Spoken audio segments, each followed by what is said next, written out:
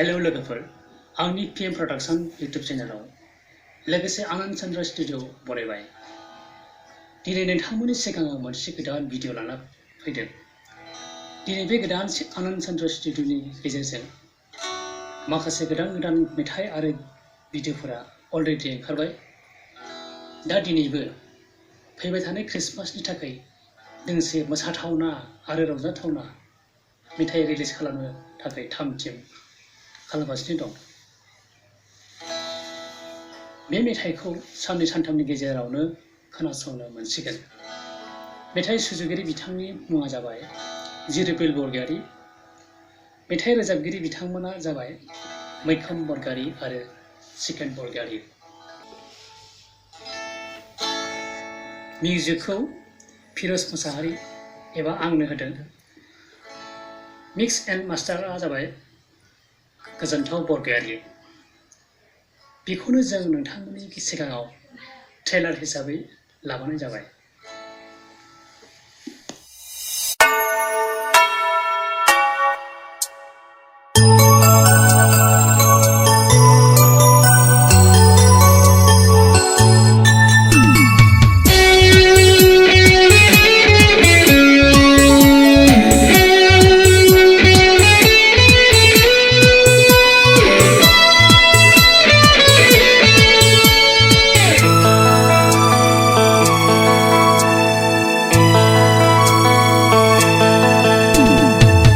दिना सफैबाय, रंजानाय बोथोरालाय सफैथारबाय।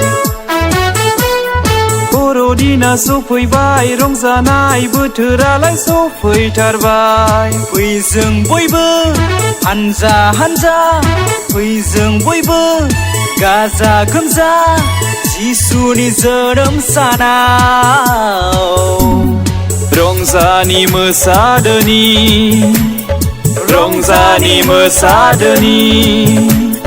बर'दिना सफैबाय, रंजानाय बोथोरालाय सफैथारबाय।